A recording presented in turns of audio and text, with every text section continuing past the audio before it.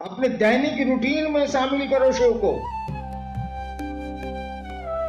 और इसीलिए मैंने कहा कि जो 108 बार आप बैठ के नमः शिवाय करते रहे कई हजार साल से, करिए, हम नहीं रोक रहे हैं आपको, लेकिन टुकड़े टुकड़े में नमः शिवाय करिए आप। इस पर सवाल भी हमसे लोगों ने किए कि 5000 साल, इतना हजार साल से 108 बार सभी मंत्रों का जप होता है कि टुकड़े टुकड़े में आप काहे कर दिया। तब मैंने समझाया, कहीं कोई काम करिएगा तो ये सोचिएगा ना कि इसका परिणाम क्या आएगा। ठीक है, लोग कहते हैं कि इसको आसान किया गया। अगर कैंसर की दवा आसान कर दी गई है और कैंसर नहीं ठीक होता है तो आसान चिकित्सा बढ़िया कि भारी चिकित्सा बढ़िया? साला ठीक ही नहीं होता आसान से, तो हम क्या करें, भारी तो करना ही पड़ेगा। हमने कहा कि टुकड़े टुकड़े में आप नमः शिवाय करें। अभी बैठे हैं, सांस पर नमः जाने दीजिए, शिवाय उतरने दीजिए, एक बार करिए, छोड़ दीजिए। फिर थोड़ी देर के बाद सांस पर याद आ जाए शिव, या माहौल मिल जाए वैसा, या कोई कारण हो, सांस पर एक बार नमः चढ़ाइए और शिवाय उतार दीजिए। जब भी सांस पर नमः शिवाय करेंगे आप, जिसको जपा जब बोलते हैं, करेंगे आप, आपका मन शिव की ओर जाएगा ही जाएगा। माला पर करेंगे तो मन बकरी पर भी जा सकता है, अन्य कामों में भी जा सकता है। लेकिन ये लोग कहते हैं कि नमः शिवाय करते हैं, मन ही नहीं ठहरता। हमने कहा जरा एक बार नमः शिवाय करिए तो ठहरता है कि नहीं ठहरता है? ठहरेगा ही ठहरेगा। इस तरह से दिन भर में जो बार मन करे तब आप कीजिए। कंटिन्यूअस करिएगा तो गड़बड़ाएगा, लगातार करिएगा तो गड़बड़ाएगा। चलिए, विषय तो है कि जिज्ञासा और समाधान देखते हैं। जिज्ञासा क्या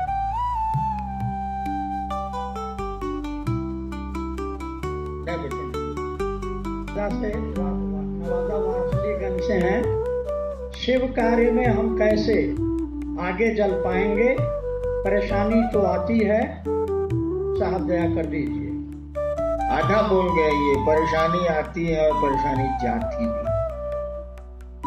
इस जगत में कोई चीज ठहर नहीं सकती है। जगत शब्द का अर्थ ही होता है, जंगम धातु से बना है जो चलता है। जंगम का अर्थ ही होता है, जंगम का मानी होता है जानवर जो चलते हैं। स्थावर का मानी होता है पेड़ जो एक जगह खड़े रहते हैं। जगत उसी धातु से बना है, यानी यहाँ कुछ भी नहीं ठहरता, सब गुजर रहा है। World is a passing show, ये गुजरता हुआ तमाशा। हाँ, क्या शिव का परेशानी कैसे आगे बढ़े? शिव कार्य में हम कैसे आगे बढ़ेंगे? बता तो रहे हैं, आप करने को तैयार नहीं है। हमने कहा कि आप दूसरों को शिव शिष्य बनाने की कोशिश करिए। ये मंच वाली आदत छोड़िए, आपने पकड़ लिया। आपको शिव शिष्य बनना है, चरचरिया भजनिया कीर्तनिया नहीं बनना। आपने शिव को गुरु माना है और आपको शिष्य बनना है। महादेव ने कहा दूसरों को शिष्य बनाओ, तुम्हारा मन भी शिव का शिष्य बनेगा। इस काम को करिए। नमः शिवाय को टुकड़े टुकड़े में ले आए। तीसरा सूत्र, दया तो मांगिएगा ही मांगिएगा, उसके लिए कहने की बात है। ये पहला सूत्र है। मैं अक्सर कहता हूं कि 4 दिन अगर आपको लेटरिन नहीं हो, दवा के बाद भी पेट खुलासा नहीं हो, और शिव के शिष्य हैं, आपने महादेव आपके आराध्य हैं या गुरु हैं, तो आप कहवे कीजिएगा महादेव को कि सरकार हमको लेटरिन हो जाता, बाप रे बाप, बड़ी गंजन है। तो दया तो मांगिएगा ही मांगिएगा कि काहे की जिंदगी में खराब सड़कें मिलनी ही मिलनी है, उसके लिए क्या सिखाना। 2 चीज सीखने जैसी है, एक दूसरों को शिव से बनाने की मानसिकता, और दूसरा नमः शिवाय से अपने गुरु को प्रणाम। तो करिए, तब भी नहीं होगा, कर दिया जाए। आप पैदल नहीं चल सकते हैं तो गाड़ियां बनी हैं कि नहीं बनी, बसें बनी हैं कि नहीं बनी हैं। अध्यात्म में भी बसें हैं, गाड़ियां हैं, चलिए तो भाई साहब, चलने की मानसिकता में तो आइए भाई साहब। अब आपको धनबाद जाना ही नहीं है तो कोई बस लाए, ट्रेन लाए, जहाज लाए, क्या फर्क पड़ता? लेकिन धनबाद जाना ही जाना है तो उपाय हो जाए, उपाय है। नेक्स्ट जी, मान्य है कि गुरु भाव सत्ता है, उनका शिष्य होने के लिए शिष्य भाव देना होगा। क्या जगत गुरु की शिष्यता में भाव आवश्यक है?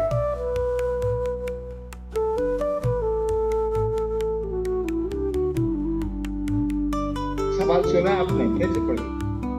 मान्य है कि गुरु भाव सत्ता है, उनका शिष्य होने, जगत गुरु का शिष्य होने के लिए क्या भाव जरूरी है?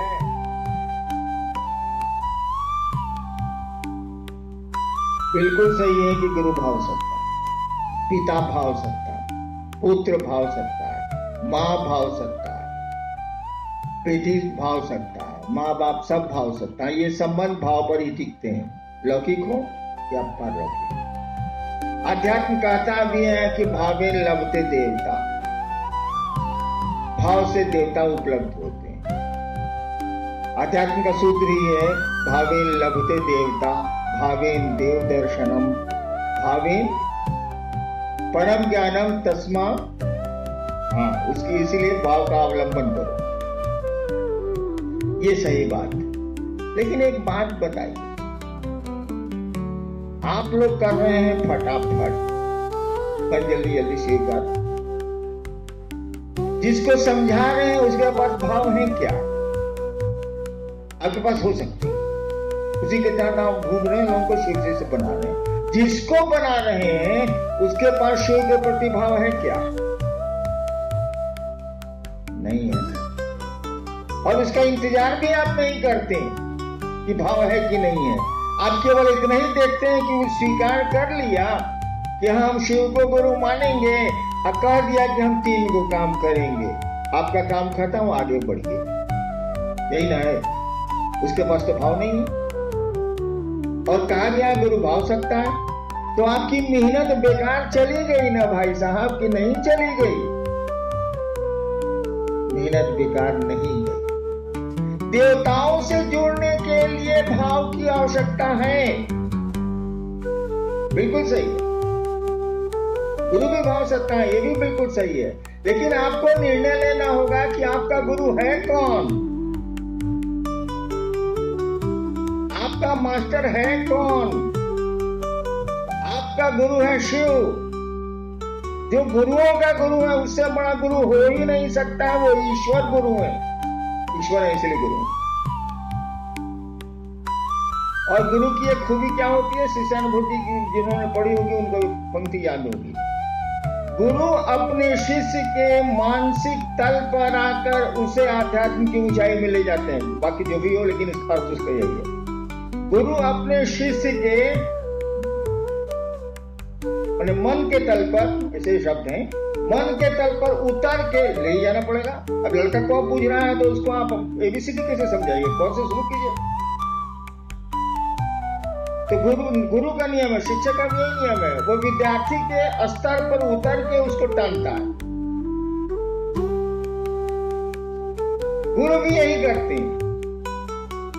अब शिव को आपने गुरु माना है, वो ईश्वर गुरु है, सबसे बड़ा गुरु है वो, और वो आपके तल पर उतरेगा, तभी तो ऊपर टालेगा, नहीं टालेगा कैसे? बहुआ पकड़ेगा तब ना खींचेगा, आपके ब्रेन को, आपके मन को पकड़ेगा तब ना ऊपर ले जाएगा आध्यात्म की ऊंचाई पर। जब शिव गुरु होते हैं तो भाव के स्तर पर नहीं, विचार के तल पर भी उतरते हैं। और नीचे करूं मैं, वो विचार नहीं, कुविचार के तल पर भी उतरते हैं। ठीक है, गुरु भाव सकता है, शिव भी गुरु के रूप में भाव सकता है, लेकिन गुरु के रूप में उस भाव सत्ता को विचार और कुविचार के तल पर, गलत विचार, कुविचार के तल पर आना पड़ता है अपने शिष्य के लिए, तब आध्यात्म की ऊंचाइयों में धीरे धीरे ले जाना पड़ता है। उदाहरण देख लीजिए, मैं खुद हूं, मैंने शिव को गुरु माना, 1974 में तरह तरह की साधना छोड़ा, कौन कौन धंधा पूजा पाठ में नहीं किया छोड़ दीजिए, लंबी कहानी है। अंत में हमने सोचा अब कहां जाए। कल परसों मैं 10:30 बजे के बाद टीवी खोलता हूं, फिर जिंदगी में खुलता ही नहीं, दिन में नहीं खुलता। तो मैं चैनल बदल बदल के फिल्म खोज रहा था। साला जो फिल्म हम लगावे चाटे साला, जो फिल्म लगावे चाटे साला, जो फिल्म लगावे चाटे साला, सब फिल्म लगा लिए, सब चाट गया। 2 मिनट देख के निहारिका बैठी हुई थी। हमने कहा निहारिका अब क्या करें, विवश अब तो शिव को गुरु मानना ही पड़ेगा। क्या करें साला, कोनो चैनल में बढ़िया फिल्म नहीं, सब चाट रहा। यानी वो घटना मैंने उसमें जोड़ी। तो मैंने शिव को गुरु माना था, किसी के कहने और पढ़ के नहीं। मैंने शिव को गुरु माना था। मेरे मन में एक ख्याल आया कि गुरु भगवान होते हैं तो भगवान गुरु काहे नहीं। रात के 2 बजे श्मशान में एक ख्याल आया था। मैं श्मशान में में अकेले बैठता ही है, और मैंने सुना था कि शिव भगवान को कहते हैं। मैंने शिव को गुरु मान लिया। मानने को तो मान लिया भाई साहब, लेकिन मेरी मना स्थिति का आप अंदाज कर लीजिए। तो आपके पास, हमने कई बार कहा है कि आपके पास एक अंग्रेज, आपके दादाजी की एक मोटरसाइकिल है, BSA इंग्लैंड की थी। वो अब खराब है, उसके मिस्त्री भी नहीं मिलते हैं, सामान भी नहीं मिलता।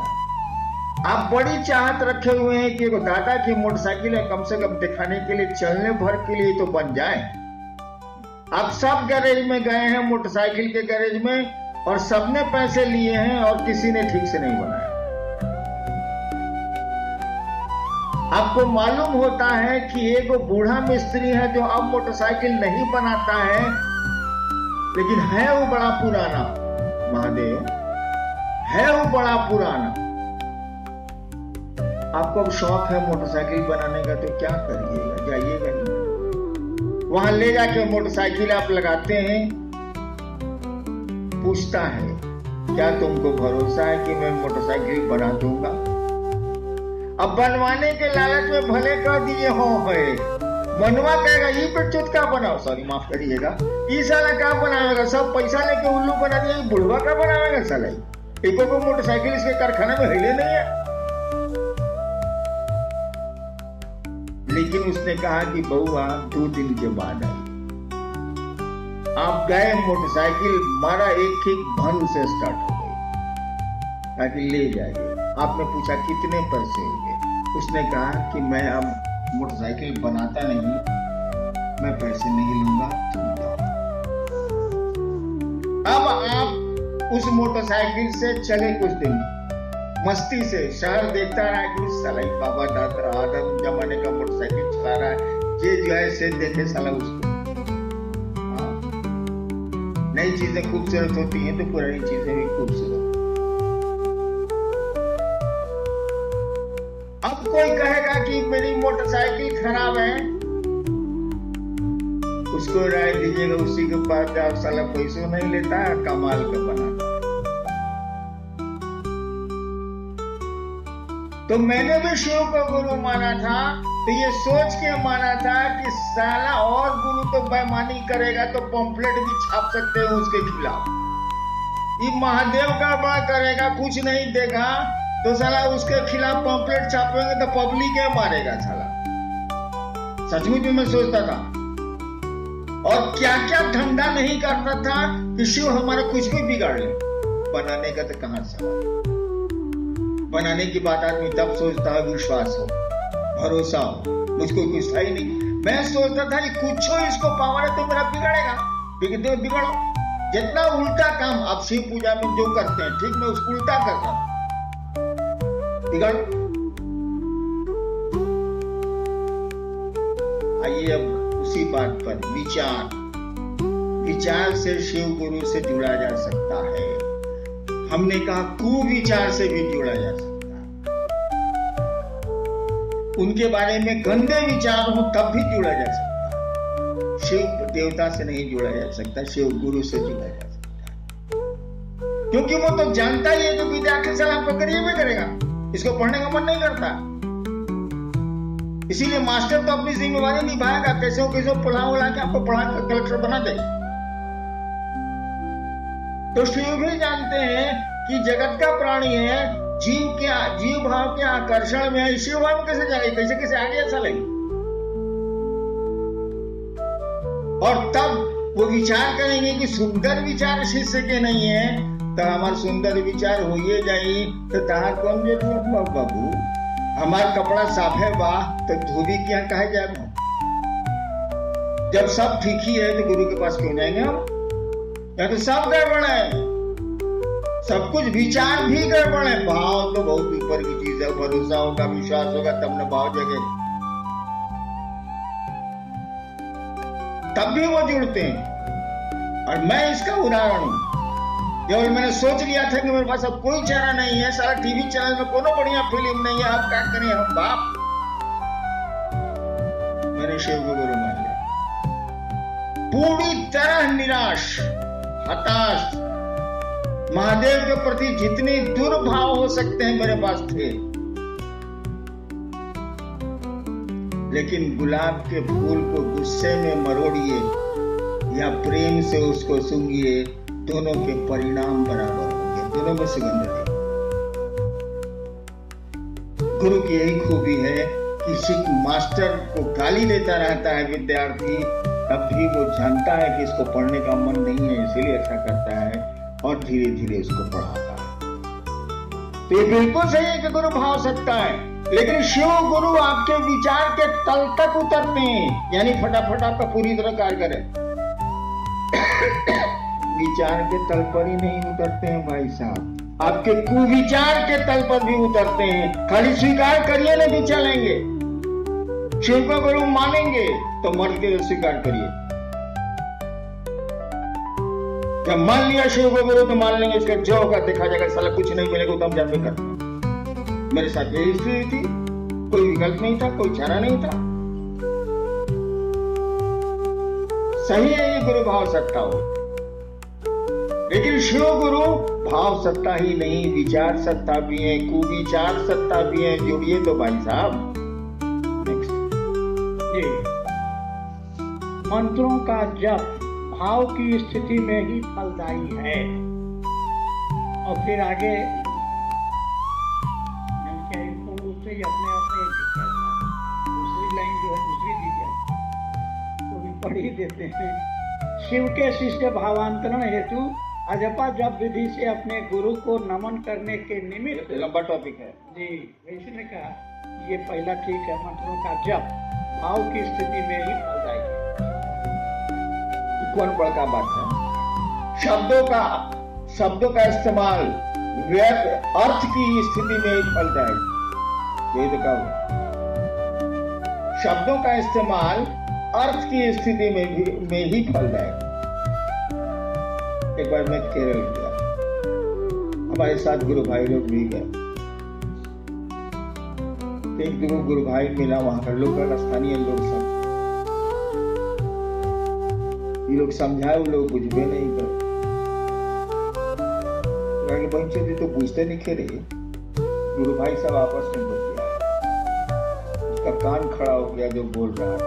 हमसे आके कहते हैं मुन्ना सिंह, सर हमको लगा कि हिंदी पूछता है, हम लोग घसक दिए कहीं पिटा नहीं जाए। हाँ बस तो अब वो अर्थ ही नहीं समझ रहा है तो आप गाली दिए चाहे प्रशंसा कीजिए, बतवा बराबर है। लेकिन अर्थ समझ रहा है तो उसके परिणाम आपको लेने पड़ेंगे। अगर प्रशंसा आपने दी है तो आपको सम्मान मिलेगा, आपने गालियां दी हैं तो आपको अपमान मिलेगा। वही कहा गया है मंत्रों का जो परिणाम है वो भाव प्रवेश से ही होगा। यानी मंत्रों में क्या छिपा है, जब तक इसको नहीं समझेंगे आप तब तक मंत्र रिजल्ट ही नहीं देंगे। हाँ कुछ मंत्र हैं जो देंगे, जैसे नमः शिवाय। नमः शिवाय मंत्र इतना ज्यादा चल रहा है पूरे विश्व में इतने दिनों से कि नमः शिवाय के नाम पर कोई आपको प्रणाम कर सकता। शिव के नाम पर नाली वाला सांप भी शिवलिंग पर पूजा जाता है, उतना मिल जाए, उससे ज्यादा नहीं। लेकिन नमः शिवाय का भावार्थ समझेंगे, निहितार्थ समझेंगे, तब न रिजल्ट वहां आवेगा भाई साहब। यानी भाव प्रवेश, यानी नमः शिवाय का भाव प्रवेश होगा तभी रिजल्ट आवेगा, तभी परिणामदायी है मन, कोई मतलब परिणामदायी। अब आप 108 बार नमः शिवाय कर रहे हैं, सुबह सुबह 4 बजे उठ गए, नहावा लिया एकदम प्रेम से फर्स्ट क्लास, नमः शिवाय नमः शिवाय नमः शिवाय 108 बार मारा, उठ गए। देखो ब्रह्मपुर में नहीं, डुमराव में, आरा जिला में एक जगह, बक्सर जिला में एक जगह है डुमराव, वहां एक बहुत बड़ा सेठ था, वो पूजा करता था 1.5 घंटा, इतना अगरबत्ती एक दिन में जलाता था, एक मुट्ठी, बड़ा बिजनेसमैन। एक दिन पहले 3 गो मुंशी को भेजा कि तुम बक्सर चले जाओ, तुम आरा चले जाओ, तुम ब्रह्मपुर चले जाओ, अट्ठा गादा में यहाँ पे पैसा लेके आओ, जाओ। वो बोला है बढ़िया के देंगे। दूसरे दिन पूजा कर रहा था, करता था ओम जय जगदीश्वर, ओम जय जगदीश्वर, ओम जय जगदीश्वर, 1.5 घंटा कर रहा था, अगरबत्ती जला के पूजा कर रहा हूँ, पूरा पूजा कर फोटो लगाया हुआ, सही घटना बता रहा हूँ। मुंशी आया, एक जो बाहर भेजा था वो आया, दूसरा आया, तीसरा आया, दूसरे दिन की बात है। अभी लोग सोच रहा है कि 1.5 घंटा मालिक पूजा करेंगे, तब तक बहुत काम है मेरा, फिर बिगड़ेंगे जो काम कहीं नहीं हुआ। तो सोचा कि पूजियों में बोल देते हैं कि क्या हम लोग गए थे तो क्या हुआ। एक को बोला कि मालिक एक गई नहीं हो बक्सर, बोला सब कि 20 तारीख के दे पैसा। अब वो कर रहा है हरिओम हरिओम हरिओम हरिओम हरिओम हरिओम हरिओम, जो से बोलता है।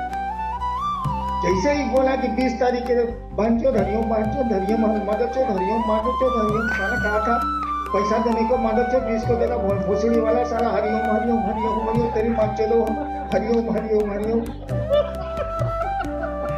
सही घटना मैं बोल रहा हूँ। तब तक दूसरा मुंशी बोला गए थे हुजूर, वो बोला कि 25 को आइएगा, तेरी बहन के चोले साला हरिओम हरिओम हरिओम हरिओम हरिओम, तेरी बहन के चोले तेरी मां चोले साला हरिओम हरिओम, आज बोला था पैसा देने के लिए साला।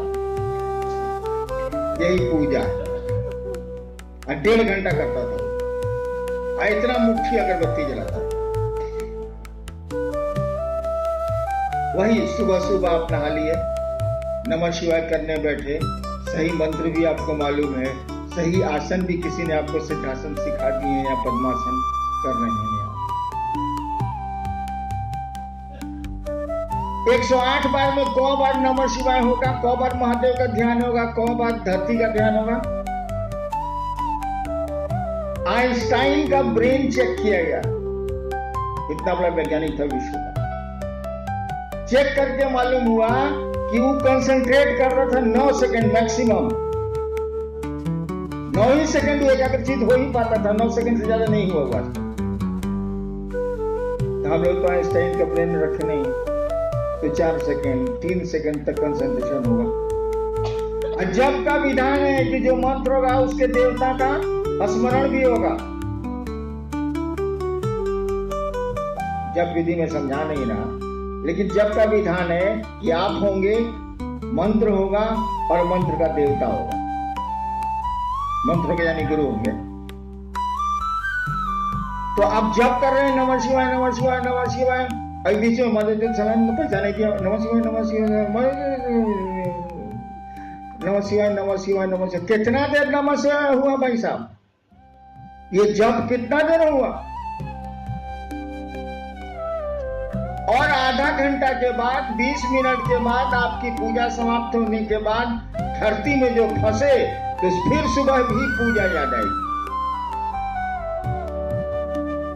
24 घंटा में 20 मिनट तो नहीं लगा, 2 मिनट या 1 मिनट भी बहुत ज्यादा हुआ। आपने जप किया नमः शिवाय का 108 बार, तो पूरे नहीं करेंगे, गिनती पूरेगी, जप नहीं पूरा किया। लौकिक जगत में मन बाकी 23 घंटा जोड़ लीजिए हिसाब रह गया, क्या आध्यात्मिक भाव आ गया? हमने कहा कि तुम टुकड़े टुकड़े में नमस्कार, जब भी सांस प्रश्वास पर आप नमः शिवाय करेंगे शिव जरूर याद आएंगे। वो मैकेनिकल हो ही नहीं सकता, मशीन की तरफ कर ही नहीं सकते। सांस पर नमः चढ़ा और शिवाय उतना शिव याद आएंगे। हम जानते हैं कि आप इसको देर तक नहीं कर सकते। 9 सेकंड तो आइंस्टीन था, तो हम लोग कहां हैं? 9 सेकंड। हमने कहा 1 बार करो, 2 बार करो, 3 बार करो, बहुत तुम कबीलाट हो 11 बार करो। वैसा कबीलाट हम लोग क्या है नहीं, 1-2 को है लेकिन यहां नहीं आया, लेकिन उससे भी नहीं होता, सब टपोर संख्या झूठ होता है।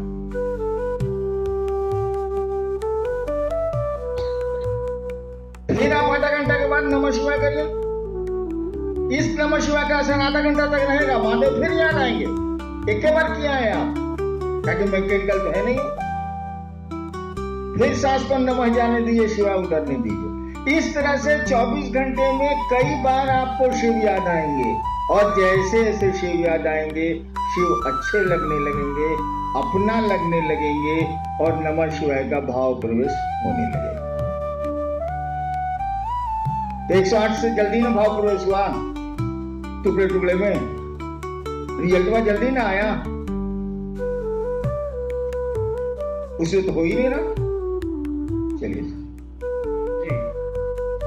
शिव शिखर के शासन का विरोध करता है। हाँ भाई,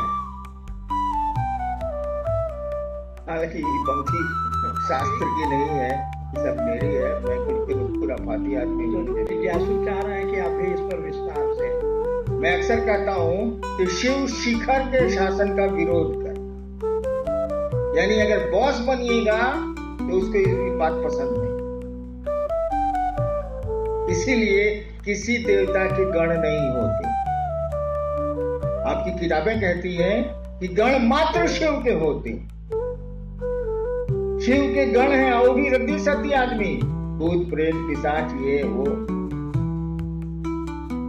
और मैं कहता हूं कि शिव के गण आसमान में ही नहीं, धरती पर भी होते हैं भाई साहब।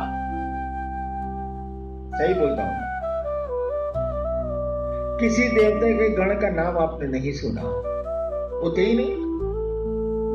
है कि वहां पे है कि तुम स्वामी हम दासा, प्रभु जी तुम चंदन हम पानी। वहां तो दास भाव है कि सरकार ये चाहिए इसे अपने चाहिए। शिव के साथ ऐसा नहीं है। शिव कहते हैं कि तुम मुझको देवता समझते हो, मैं तुमको मित्र समझता हूं। इसीलिए जो गण हैं वो शिव के लोग हैं। वो प्रजातंत्र में विश्वास करता है, वो डेमोक्रेसी में विश्वास करता है, वो गणों के बीच रहता है। इसीलिए मैं कहता हूं कि शिव शिखर के शासन का विरोध करता है। वो जनता का आदमी है, गणों का आदमी है। सारे काम उसके गण करते हैं, वो तो कुछ करता ही नहीं है। उसकी शक्तियां करती हैं, उसके गण करते हैं, वो तो कुछ करता ही नहीं, बैठा रहता। वो अपने लोगों पर भरोसा करता है।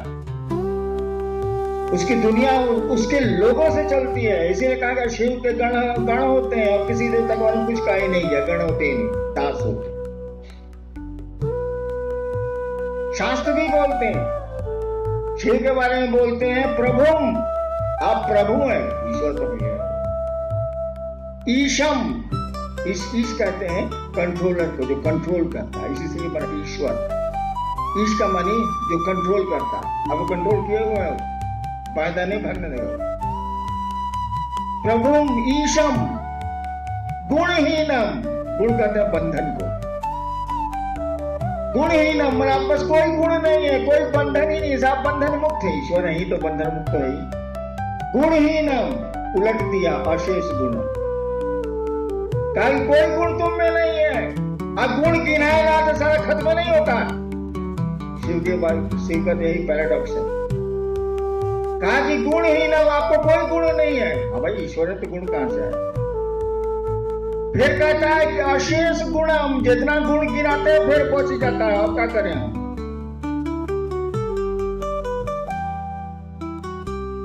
कहता है कि सुनिए, आप इतना कड़ा फोकस रखिएगा तब से मोहब्बत कौन करे? इतना कड़ा फोकस है आपका, बाप रे बाप, ईश है, प्रभु में है, गुणहीन है, अशेष गुणम है, तो हम लोग का अकेले नहीं काम कर रहा, आपको धरेगा कौन? कि प्यार तो सब बराबर पर होता है, इतना अप डाउन में कैसे होगा? कहा जाता है बाघ का बच्चा बाघ से नहीं डरता। शिव अपने गणों से जाने जाते हैं, इसीलिए उनके गण उनसे नहीं डरते।